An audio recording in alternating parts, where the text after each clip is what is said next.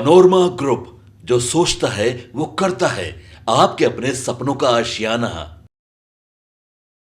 नमस्कार, भारत लाइव देख रहे हैं आप। बिहार जदयू को 12 सीटें इस बार लोकसभा 2024 के चुनाव में मिली हैं और 12 सीटें भारतीय जनता पार्टी की और बाकी जो गठबंधन के साथी हैं लोक जनशक्ति पार्टी को 5 और 1 सीटें हिंदुस्तानी अवाम मोर्चा को। वहीं भारतीय जनता पार्टी जहां 12 सीट लेकर के अब 2025 विधानसभा चुनाव की तरफ लगी हुई है, तो वहीं जदयू की अगर बातचीत की जाए तो बिहार के मुख्यमंत्री नीतीश कुमार भी तैयारी के मोड में हैं, लेकिन उनके सांसद क्या इस तैयारी में नहीं है? क्योंकि देवेश चंद्र ठाकुर जो सीतामढ़ी से नवनिर्वाचित सांसद हैं, उनका एक बयान आता है। ये बयान बिहार की राजनीति में तूफान की तरह है, क्योंकि जिस तरीके से जाति आधारित जनगणना के बाद नीतीश कुमार अल्पसंख्यक समुदाय या फिर यादव जाति को लेकर के नीतीश कुमार ने जो चर्चाएं की हैं, इन चर्चाओं के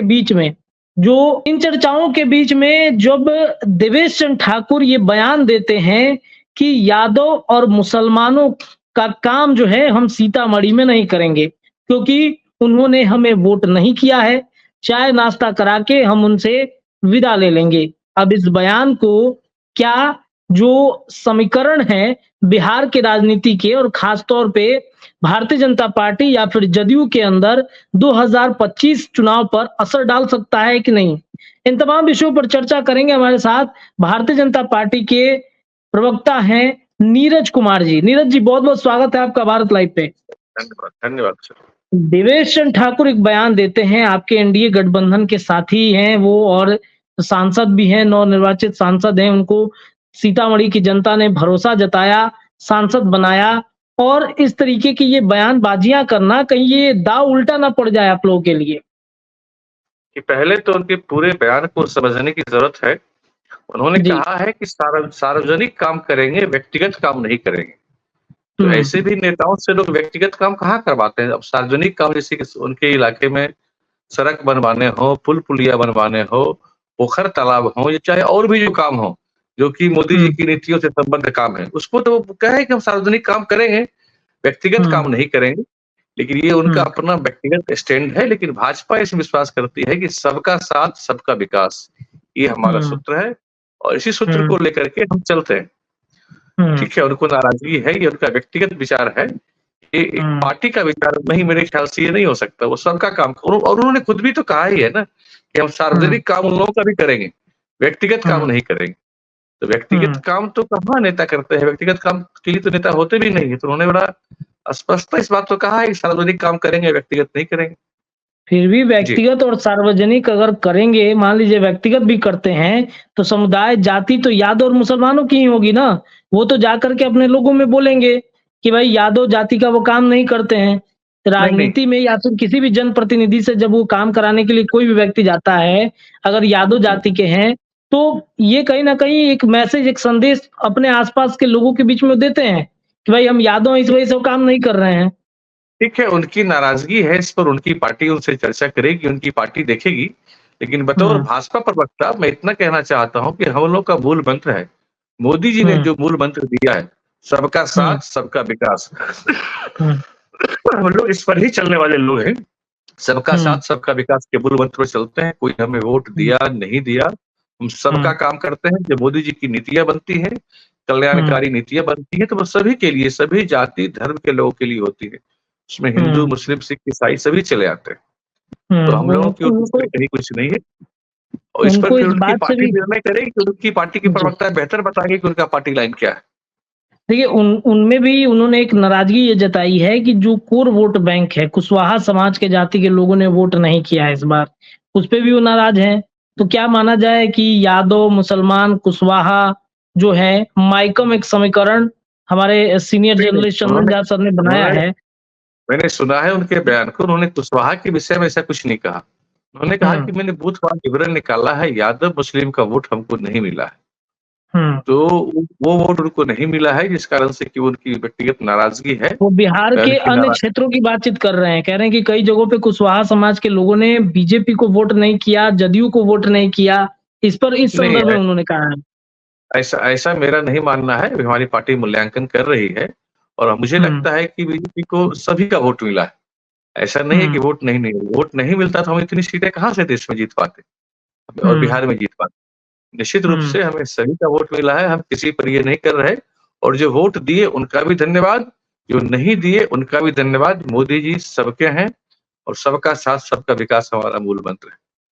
नीरज जी, ये दाव तो उल्टा पड़ सकता है ना, क्योंकि विपक्ष में आरजेडी की अगर बातचीत की जाए तो उनके प्रवक्ता लगातार ये बयान दे रहे हैं, जातीय उन्माद की चर्चा वो लगातार करते दिख रहे हैं।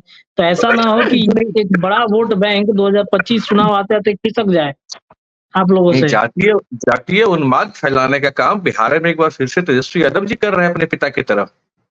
ये एनडीए के कोई नेता जातीय उन्माद की बात नहीं कर रहे, और उनको वोट नहीं मिला इस बात की उनकी व्यक्तिगत ये नाराजगी है, वो अपनी नाराजगी जाहिर कर सकते हैं। इसका मतलब ये भी लिया जा सकता है कि भाई वो कह रहे हो कि अगली बार हमको वोट दीजिए। इसका भाव तो ये भी हो सकता है कि भाई आपने मुझे वोट नहीं दिया, मैंने आपके लिए बहुत काम किया, लेकिन फिर भी आपने वोट नहीं दिया, आप इसको देखिए और अगली बार मुझे आप वोट करिए। विधानसभा चुनाव जो आने वाले हैं उसमें आप वोट करिए। एक तरह का ये अपील भी तो हो सकता है, इस तरह से भी तो इसको देख सकते हैं। अब ग्लास आधा खाली है आधा भरा है, आपको देखना है, ये देखने वाले के नजरिए पर निर्भर करता है। मुझे लगता है कि अपनी नाराजगी बढ़ेगी, मुझे नहीं लगता कि बढ़ेगी। उसमें यादव और मुस्लिम लोग भी सोचेंगे कि वाकई जिसने मेरे लिए इतना काम किया हमें उसके लिए वोट करना चाहिए।